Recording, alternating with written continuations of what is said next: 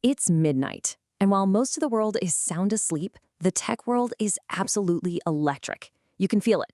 Tonight isn't just another product launch. No, this is different.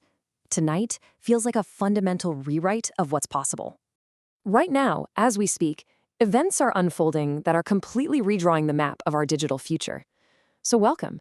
This is a special intelligence briefing for the night that everything, and I mean everything, changed.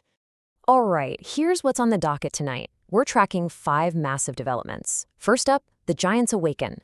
Then, we'll look at a terrifying new self-aware virus.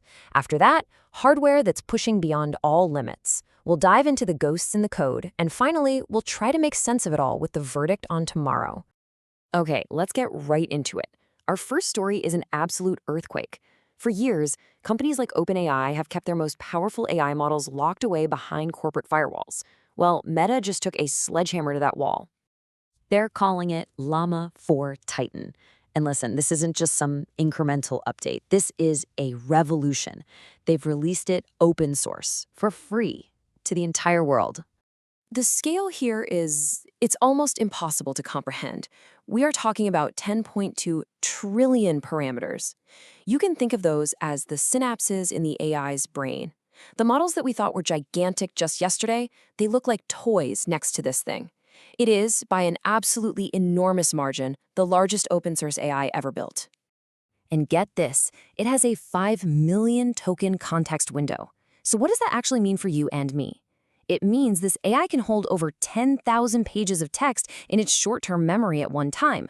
You could feed it the entire Lord of the Rings series, ask it a question, and it would get it right. But here's the real magic, the secret sauce that makes this whole thing work. It's called decentralized sparse MOE. For the very first time, a model this massive doesn't need a billion-dollar data center to run. It can be powered by a distributed network of thousands of regular home GPUs, like the one in your gaming computer. This is a totally radical new philosophy. Mark Zuckerberg himself said it in the announcement. Power is no longer in the hands of one company, it is in the hands of the network. Just like that, the age of centralized AI control might have just come to a sudden end. But with that kind of incredible power comes unprecedented danger. At the exact same moment Meta unleashed this incredible tool, security firms started screaming about a new threat, one that uses that same kind of intelligence for pure malicious destruction. They've nicknamed it the Neutron Virus. And let me be clear, this is nothing like any malware we have ever seen before. Experts aren't even calling it a program, they're calling it a digital predator.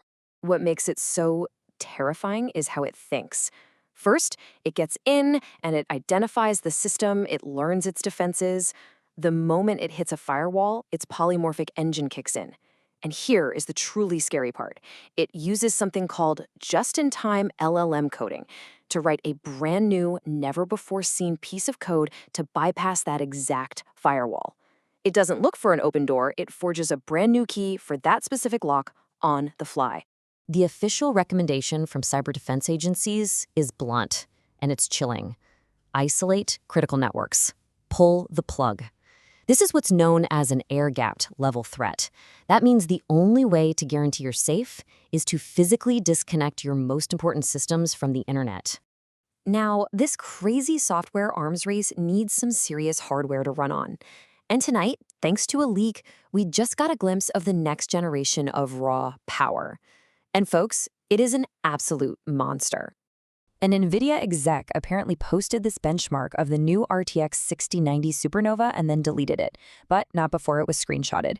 The performance numbers are just nuts, a 165% leap in processing power, double the VRAM. But look at that last line, a power draw of 1600 watts. That's not a typo, 1600 watts. The trade-off here is just so stark. To get that 165 performance jump, NVIDIA had to crank up the power consumption by 166%. This isn't just a graphics card anymore. It's a major home appliance that's probably going to need its own dedicated circuit breaker. The chase for more power has a very real and very high price tag. So this explosion in hardware and software, it's leading us into some really strange, uncharted territory. The next set of leaks from tonight takes us beyond just performance and into the very fabric of what we even consider reality. So, internal documents from Rockstar Games have leaked, revealing a new system for Grand Theft Auto 6 that they're calling Neural Los Santos. The characters in this world, they're not just mindless, scripted puppets anymore. They have memory. If you attack a shopkeeper, they will remember your face. They might run in fear the next time you show up, or maybe they'll call for backup. Every single player is creating their own living, breathing story. But tucked inside that leak is something far more disturbing. It's a theory, but a potent one, that Rockstar is actually using player voice chat data to train the AI for its in-game criminals, to make them sound more authentic. If that's true, we're looking at one of the biggest privacy scandals in the history of gaming. And if you thought that was blurring the lines, well, a new startup called Digital Ghost just launched tonight. Their service is, well, it's a lot.